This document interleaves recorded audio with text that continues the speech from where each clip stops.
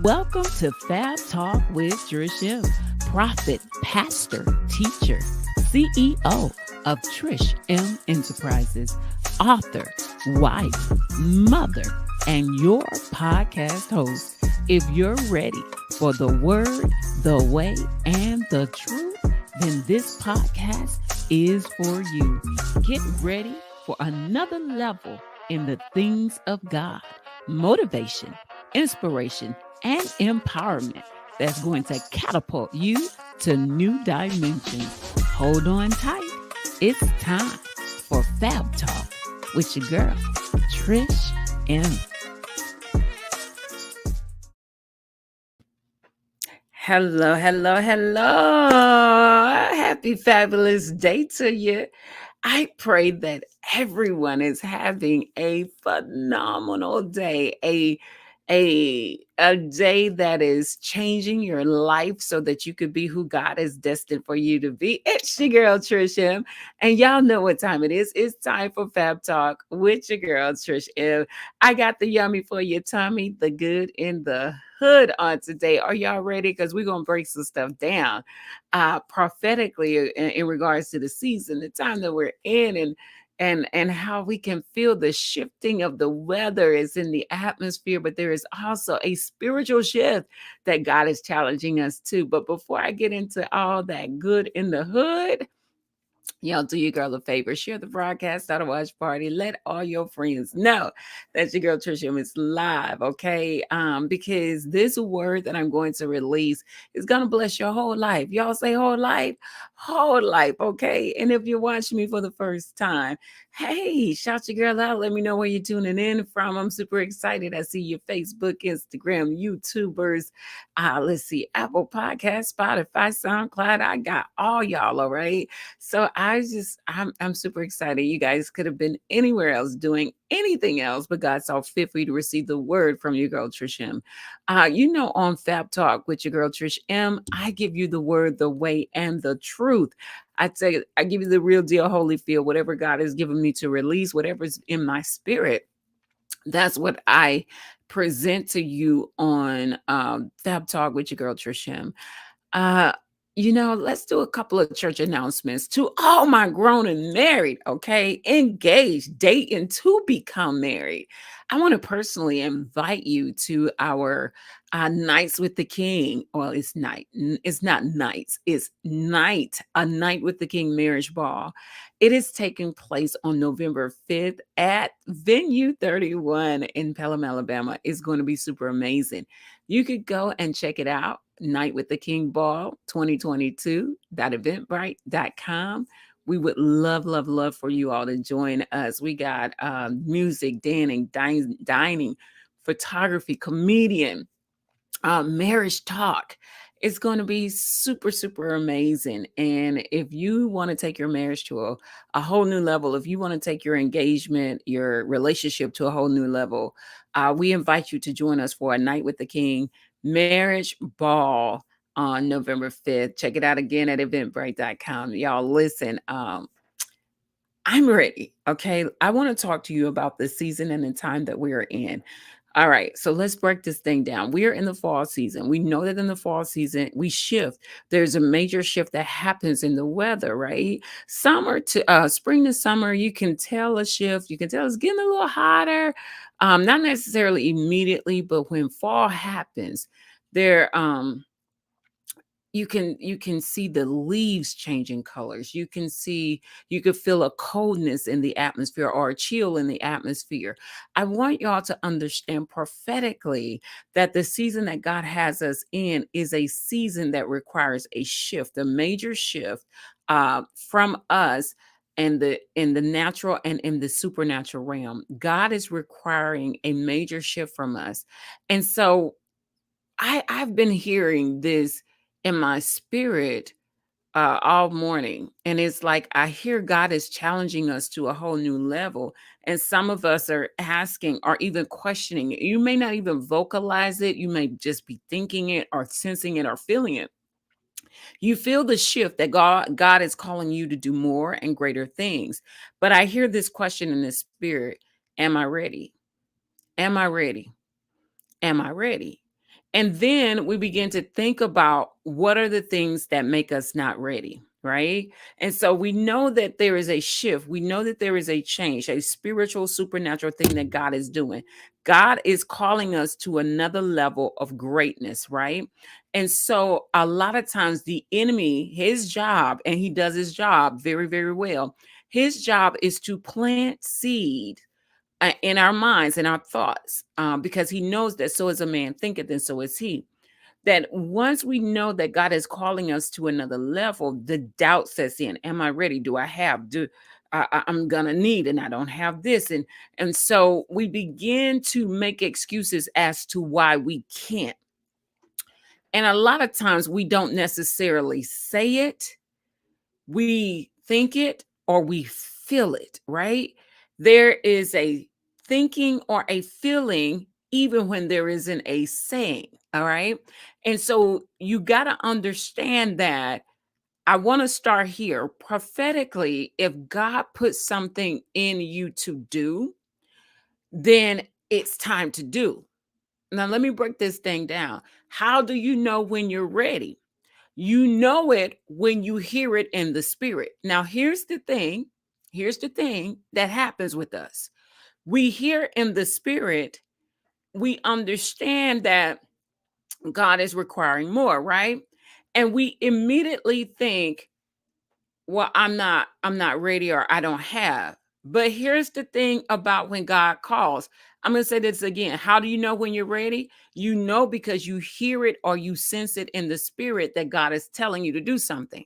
Whatever that thing is, what God is telling me to do may be different from what God is telling you to do. But how do you know if you're ready to do it? You know that you're ready to do it because God put it in your spirit to do it. The problem comes in when we start second guessing, when we allow fear and doubt and insecurity, when we allow lack, when we allow frustrating circumstances or situations. That's where the problem comes in. And based on the situation, based on the circumstances, based on the atmosphere, based on your fears, your doubts, and your insecurities, you begin to negate the very thing that God said do. How do you know when to do it? You do it when God tells you to do it. But here's the thing. How do you know when to do it? You do it when God tells you to do it. I got to break this thing down. If God tells me, I'll give you the perfect example for me. If God tells me, Trish, there's a business on the inside of you, start the business, or do the business, or I have this idea about a business, right? I know that it's time to do it because I heard it or I sensed it by the Spirit. Now, what does the process of doing look like? Let's break that down, because a lot of times we just want to jump in and do. But there is a process to the doing that we have to understand. So if God says start the business, that doesn't necessarily mean I got to go and get an LLC or a C corp or a S corp or whatever. When God says go, when God says do, when God says you have in you, when God gives you this brilliant idea, when God gives you this understanding that your calling is greater, whatever, you don't just jump into the call. Like, I don't just jump into the business. When God says go, when God says do, I start the process of the going and I start the process of the doing. Now, the longer I linger in that, the more the enemy can come in to challenge my thinking, to make me think about the circumstances or the situations or the fear or the lack or the whatever it is. The longer I think about what God told me to do and I don't do it, the more time the enemy can has to come in to steal, kill, and destroy the very thing that God told me to do, right? His job, the enemy's job, is to rob you of that God-given idea, that God-given anointing, that God-given next level.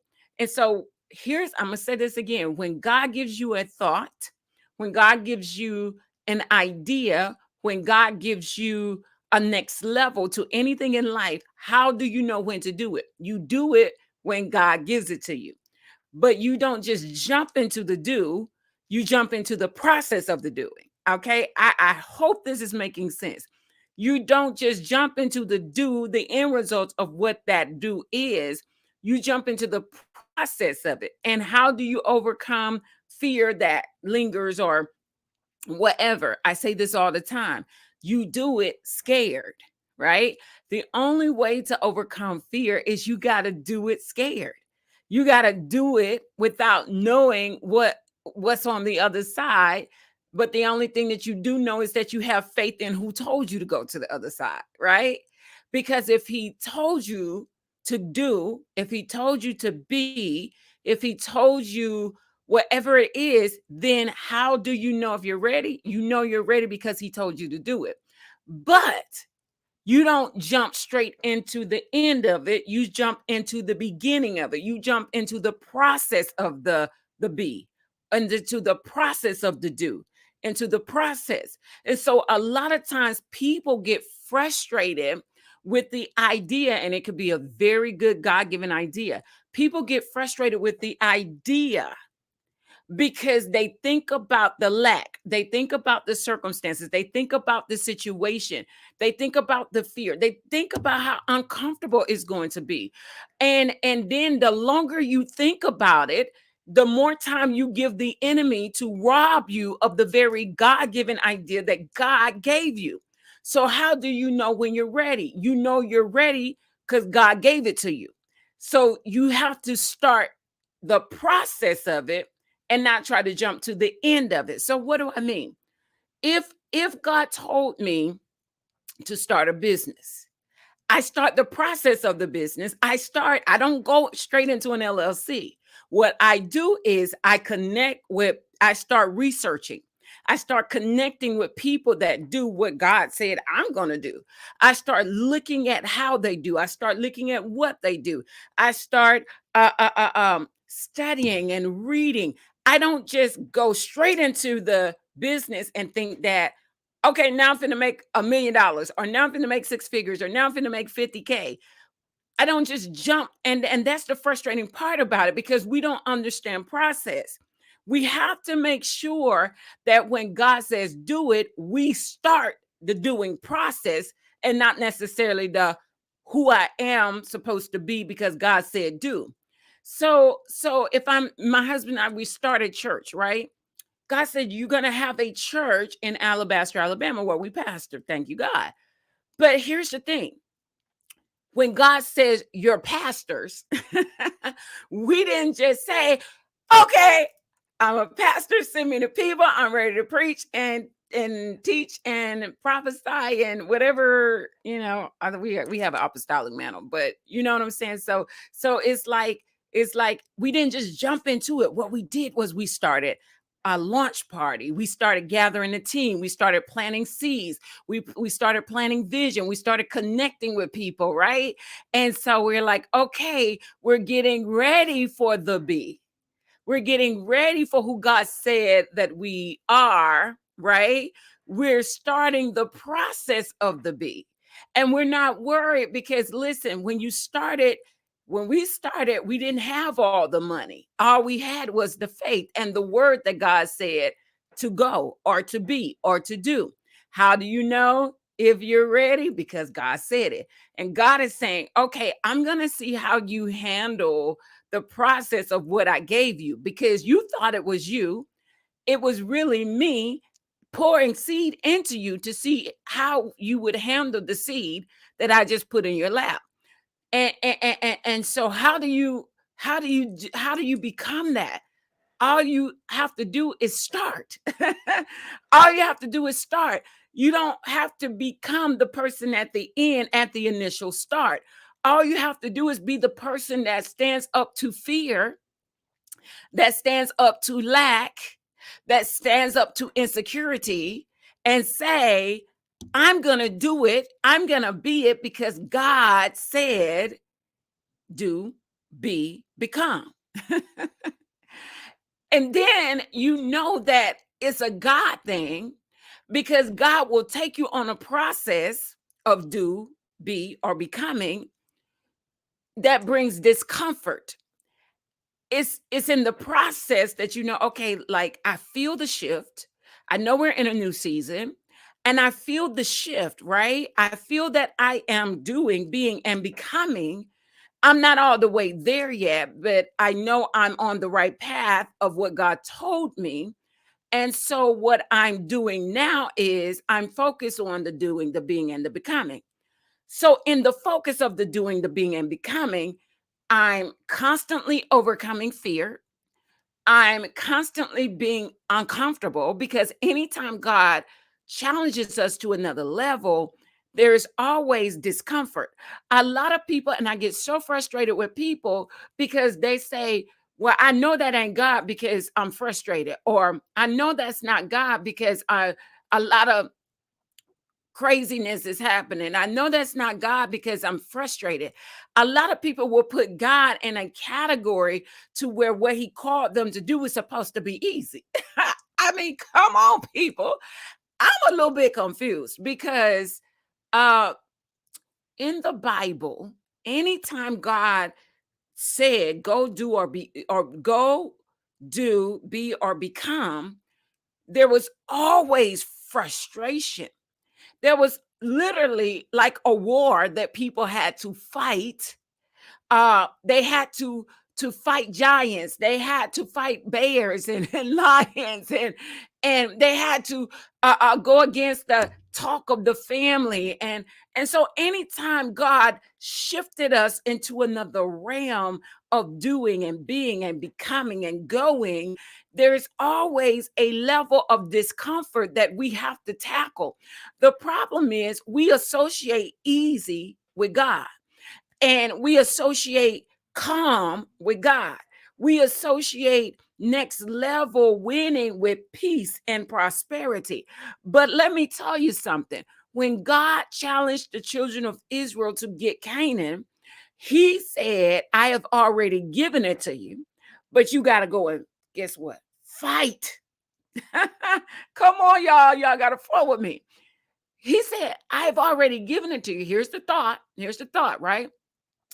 I've already given it to you.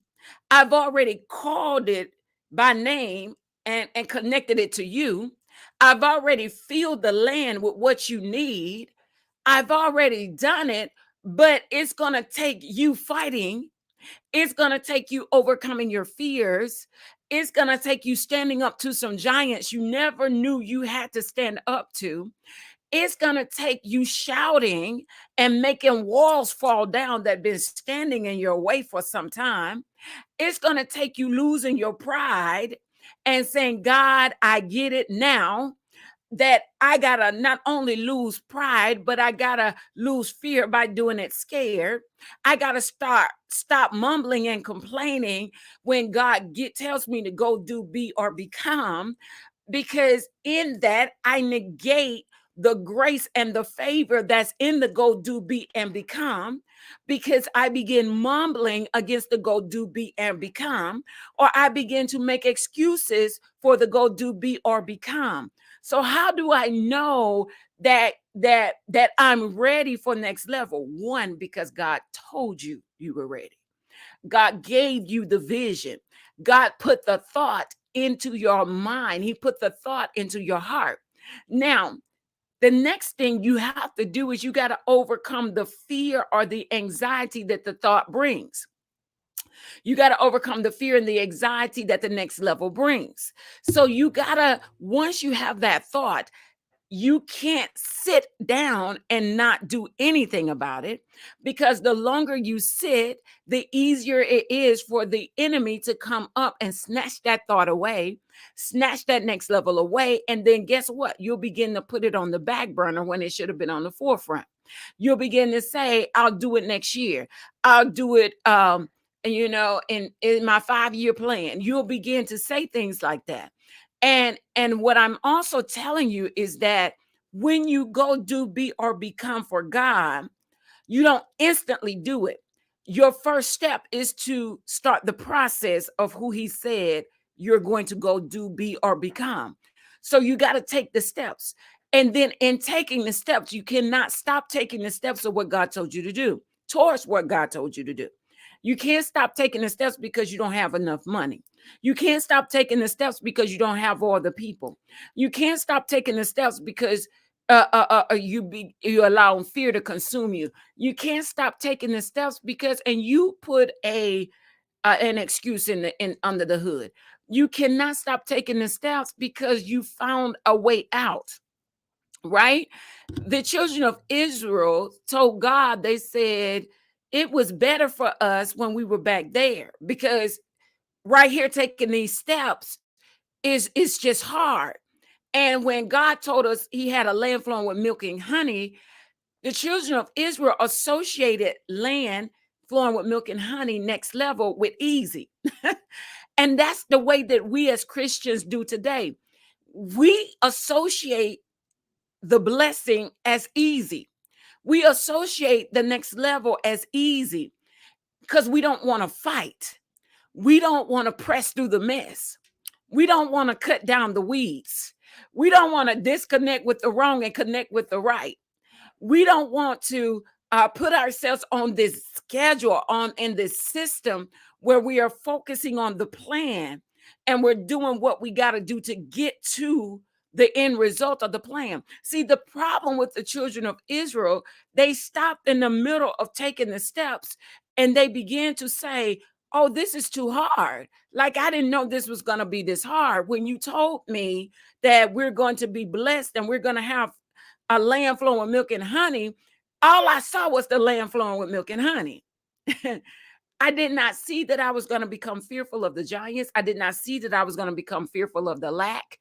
The lack meaning that all I got is manna to eat when I really want chicken. Come on, somebody. The lack meaning all I got pork and beans and weenies that I got to nibble on because I can't go to Longhorn Steakhouse right now.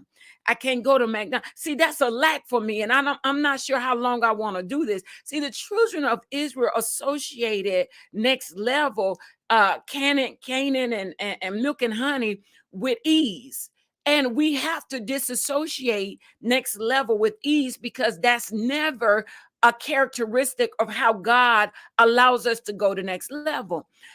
God never, I can't really find, and y'all may be able to find one person that had an ease into going into next level, an ease into going into the shift, an easing, all of that. But it's hard to find any prominent person in the Bible when God promised them land flowing with milk and honey, when God promised them next level, that they did it with ease, right? Joseph was promised the palace, like you're going to be before. And listen, some of you have this anointing on your life that you're going to be before prominent people, that God is going to put you on a platform speaking to people that you've never spoken to before, people that don't look like you, sound like you. He's going to connect you divinely with kingly people, with royalty, with people of standards and all of this, right? Because God has called some of us with that kind of anointing. God called Joseph with that anointing, right? And Joseph was excited because he saw it in a vision or a dream. And so Joseph, because he associated the vision and the dream with ease, he was like, yeah, everybody gonna bow down to me. I'm gonna be on this platform. I'm gonna be king. I'm gonna be like, bow down, big baby. What? So Joseph associated the next level because he saw this pretty picture. He associated it with ease. But we have to remember that when God shifts us, that is never connected to ease. It's never connected to easy. Ease and easy are associated, right? But he always, anytime God pushes us for more or pulls on us for more, he always brings frustration. And it doesn't seem fair, right? It doesn't seem fair, but it's always a test to see how will you handle the frustration. Because I know you can handle easiness with ease, right? Easiness, ease, no problem. But I need to see if I can put you on this platform.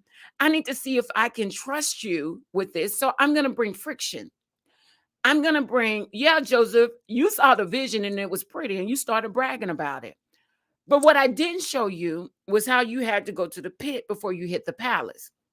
What I didn't show you was how that the people closest to you were going to reject you, were going to try to kill you, What I didn't show you, Joseph, was that, people were going to accuse you of things that you didn't even do. Well, and what I didn't show you, Joseph, that you were going to have a lot of lack before you had a lot of increase. Oh my gosh. And so people, it's like, if I, as a prophet, if I prophesy to you, I see God doing XYZ and doors flowing and milk and honey and all of this, you immediately so associate with that with ease. But we never once say, wow, God, I thank you for that prophetic release, but give me the wisdom on what to do in the process of getting to that. We immediately disassociate friction, hardship, and we naturally go to the blessing. We naturally go to the end result, but we don't naturally see the in between. And so a lot of people, when they say, well, you know what, I was trying to do this business, but it was hard and it wasn't producing, and that one got really. So God, so you start the business, you start the church, you start the ministry, and it's supposed to automatically just flow with milk and honey. And maybe you have to go through it for a few years of the not seeing that abundance. But if you do go through it for a few years, do you immediately say that it wasn't God, that it wasn't God's will? Because if I'm not mistaken, Joseph was in prison for years. Like, he went to a pit, he went to a jail. There were years went by before he even saw the palace the way he wanted to see the palace. There was years passed before he saw the palace the way God showed him the palace. He saw the palace as a prisoner before he saw the palace as a right hand to the king. And so we begin to disassociate, like, the process is not God because it's not prospering. It's not God because there's tension in my marriage. It's not God. God is telling me to leave because there's tension in my marriage. There's frustration in the church. Like, a lot of people fell away because of COVID. So that's not God. And my business is not flourishing during the pandemic. And that's not God. And so what we do, and we don't say it like the children of Israel, what we do is we say, well, you know what? It was kind of better back over yonder, when I was in Egypt and stuff. So, I'm going to disassociate myself with Canaan right now because I just feel like this ain't God because of all the things that we're having to do to experience God. But you're experiencing God right there in the friction. We're experiencing God right there in the friction. Before God elevates, he always frustrates. Oh my gosh. Listen. Listen, y'all. Before God elevates, he always frustrates. He always frustrates. He always try to get us to the point where we realize that, yea, though I walk through the valley of the shadow of death, the shadow of lack, the shadow of frustration, yea, though I walk through, I will fear no evil, for you are with me, right? We forget that part, that before God elevates, he always frustrates. And he doesn't say, I'm gonna frustrate you, but we always feel the frustration, right? God doesn't say, before I put you in the palace, Trish, I'm gonna frustrate you. He doesn't say, before I give you this mega business, I'm gonna God didn't tell me he was gonna frustrate me. He missed out on that part, right?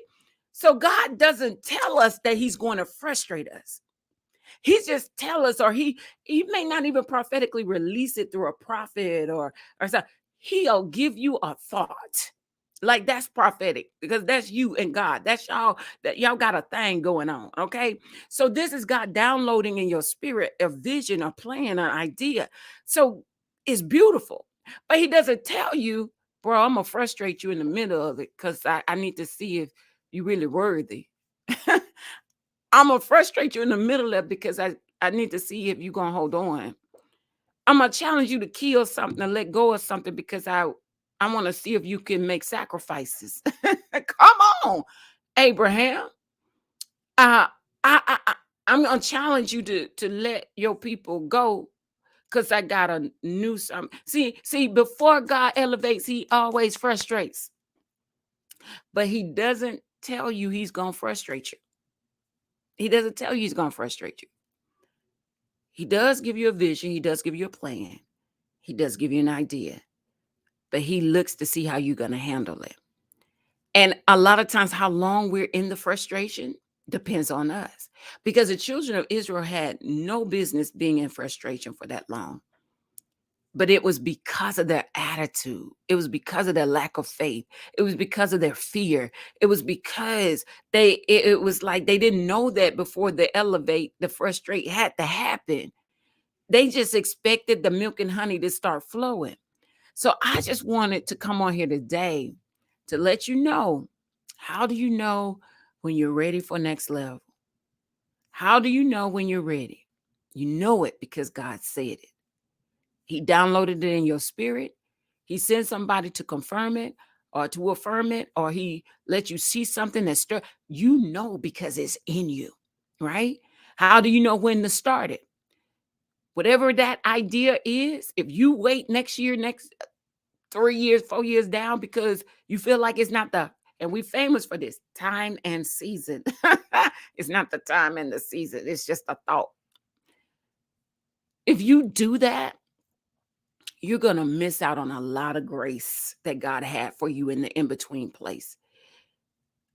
I'm not telling you, how do you know when to do it? You do it when He tells you. But the problem is, in our mind, we want to do and become all in one. But when the doing actually just starts a process of becoming. I hope I'm making sense, okay? I just hope I'm making sense to y'all, because the end in our mind, we think that when God say do that, okay, be the business owner, I instantly become. But the process starts with me taking steps and studying, researching, connecting, getting taught, sitting at somebody's feet. And then I say, now I'm ready to start the paperwork. Or I just want y'all to hear what I'm saying. You gotta be or do when God says be or do. But that only means that you start the process of what He told you and not immediately go to the end result. Trust the process. Trust the vision. Trust what God is saying. God, I don't want God to look at me or you and say, "Oh, ye of little faith." Oh, ye a little faith. How much longer must I continue to give you a word of affirmation, a word of confirmation, a word that says do it scared, a word that says start the process, a word that says, He said, "Oh, ye a little faith." How much longer? And then He'll fill in the blank with the rest. So this is my word to you, is you do it when God say do it. You know, because He told you, He gave it to you. It wasn't just a random thought. You know, because it's a God thing. And then how do you do? When do you do it? You do it when He tells you. You start the process. You start the connections. You start reading the books. You start studying. You start sitting at people's feet. You start analyzing what people do and how they do. That's how you make it happen. And then eventually you become. But we don't like that word. Eventually, it's like a curse word, because we supposed to, if God said do it, we got to immediately be. But it's all about process with God. And never forget, God always frustrates before He elevates. I love you. I pray that this word just really blessed you. Thank you so much for joining me on today. I'm a little over time. Y'all, I try to get y'all about 30 minutes max. I'm a little over 30 minutes today. But please tag someone that needs to hear this, because this is the season we're in. We're in a season of shift. We're in a season of movement. We're in a season of things happening. But if you sit still and become lazy, you're going to watch things just fall away in a way that God never intended. And so step into the grace flow of God just by simply taking steps and doing it scared. Step into the grace flow, knowing that God got your back, your front, your side. He got you, boo. Okay. All right. I'm going to get out of here. I love y'all. Thank y'all so much. And I just speak the blessings and the favor of God. I'll be back on next week. If you're not following me on Apple Podcasts, make sure to follow your girl, all right? I'm going to take it to the outro, but please make sure to share this because I want everybody to be able to hear this word from God because I believe it's going to change somebody's life. Amen? All right, y'all. I'll see you next week. Thanks for tuning in to Fab Talk with Trish M. Do your girl a favor. Share this broadcast on all your social media platforms. Invite a friend to tune in. Help this podcast reach the nation. We all need Jesus, y'all. You sharing this broadcast helps me to reach the masses. If I'm blessing you, then bless your girl back. Share the broadcast. Give me a 5-star rating on Apple Podcasts. I got work to do for the King, and I need your help. I appreciate you tuning in to this segment. I'm looking forward to rocking with you on the next episode of Fab Talk with your girl, Trish M.